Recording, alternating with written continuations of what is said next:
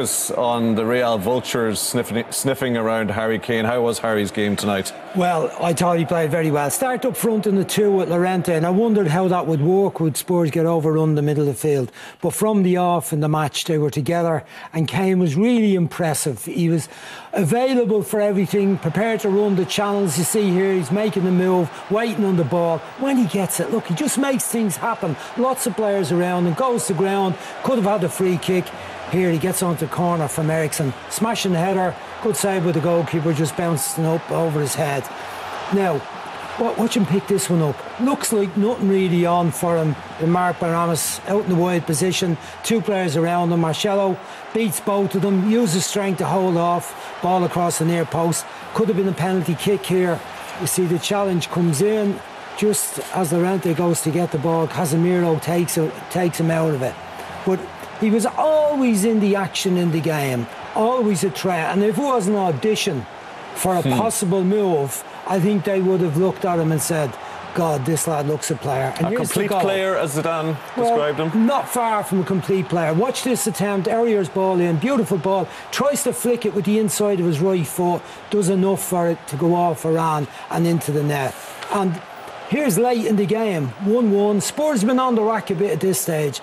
Look at his movement here. Spots where the space is, onto the ball from Llorente.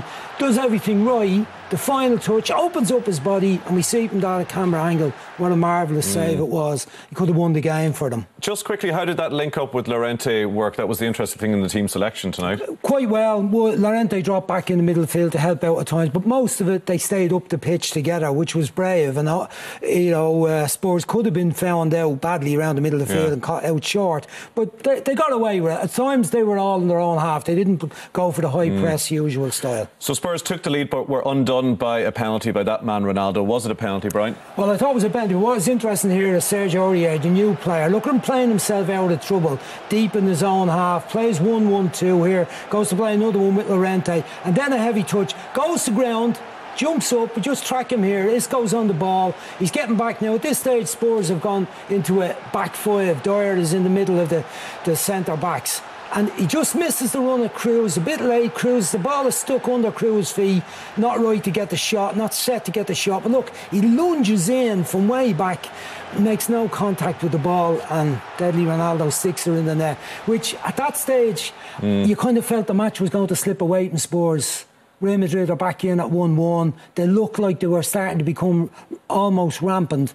But in fairness to Pochettino, he made a change in changing from a 4-4-2 to putting Dyer back in the middle of the centre-backs and going to almost a 5 at the back, 3 in the middle. We'll talk about that in a moment. If you're going to get a result at the Bernabeu, you need your keeper to have a great game. Lloris had that for Spurs. Yeah, Lloris had a great game. And they weren't always on the rack, but you still need your goalkeeper to make saves, and he had saves to make tonight. That one looks handy enough, but it was still close in from Isco. Some of the others, and this one in particular, is absolutely superb save.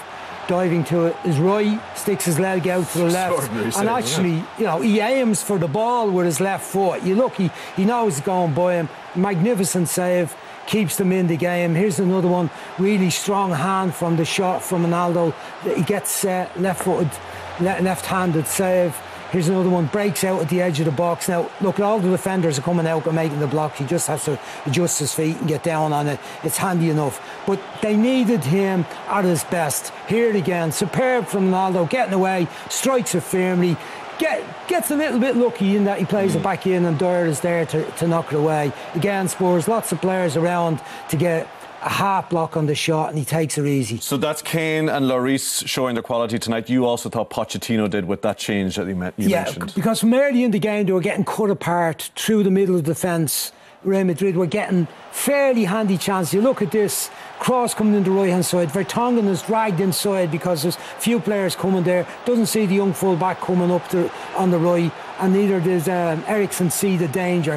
Here's another one, ends up with a ball in the middle of the penalty area again with a shot. This was as a back four at the start. This at a back four. Now Dyer was trying to get back into position, but was seeing the danger. Now they've changed to a 5, and you see how much more comfortable they are. But good defending, Vertonghen getting across, keeping straight, staying on his feet, no diving in.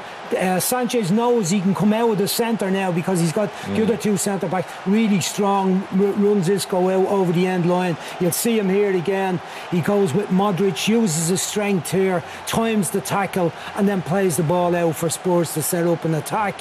See again, look, he has to improvise here. Sanchez, great bit of defending. And look, that's what you've got to do if you're playing Real Madrid. It can't always be lovely stuff and everything smooth for you. Gets across here again, loads of bodies around to get a block on it. Dyer that time. And they had to do those things, Spurs, to achieve the result they got. But they were equally as brave in attack. OK, excellent point for Spurs tonight. In Group H tonight, Tottenham and Real Madrid top the group, looking comfortable there to reach the knockout stages. Tottenham host Real in 2 weeks' time. Dortmund at home to Apoel. Graham, a few weeks ago we looked at Harry Kane's hat-trick in Nicosia, and you started talking about how people are going to be sniffing around in clubs like Real. A lot of Spurs fans got in touch. Says, why are you always trying to sell our best players? Why can't Harry Kane stay at Spurs and make them into one of the big clubs? I think the scenario for Harry and for Tottenham at the end of this year is one of two things. They'll have a great year, get to the final, possibly win that or win the Premier League. And then there's all the big players at Tottenham knocking on Daniel Levy's door asking for their wages to be tripled. The other side of the coin is they don't have a good year. And the likes of Harry Kane, who will be in demand from big clubs, will be wanting to join a club to win the big trophies. You know, Tottenham moving into a new stadium, are they going to be spending the cash, the kind of cash, to get really in amongst the big guys and stay there? I don't think so. If you look at Tottenham's buying, and I don't think it's from Daniel Levy, I think it's even above him from the actual owner. You know, I don't think he ever buys anything when it's at the top of the market. He always buys stuff in his business where he can create value in it. And I think they only buy players that have potential to be real top men. And I think it's a difficult situation Tottenham will find themselves in at the end of the season. Pochettino made the point. He said he saw Harry Kane was emotional when he saw the last game of Totti played for Roma. He only played in one club, and Harry had a real emotional reaction to that. He didn't win too much. Pochettino's point was, why can't Harry be the Totti? Well, I can't speak for Harry. Is he kidding himself, Pochettino? I can't speak for Harry, but he's a potential to be a worldie Harry. You know, he could be a world-class player. But I know we rush to judge people very quickly, and he has a potential to be that. You know, he's so far behind. I mean, we're spoiled in the last decade because of Ronaldo and Messi. There's no Ronaldo and Messi. There's not another two coming along anytime soon. But Harry's in that group that one day could be regarded as a worldie, as a striker. It's a big play. You want to win the big trophies. Will he win them at Tottenham? That's the question only he can answer. OK.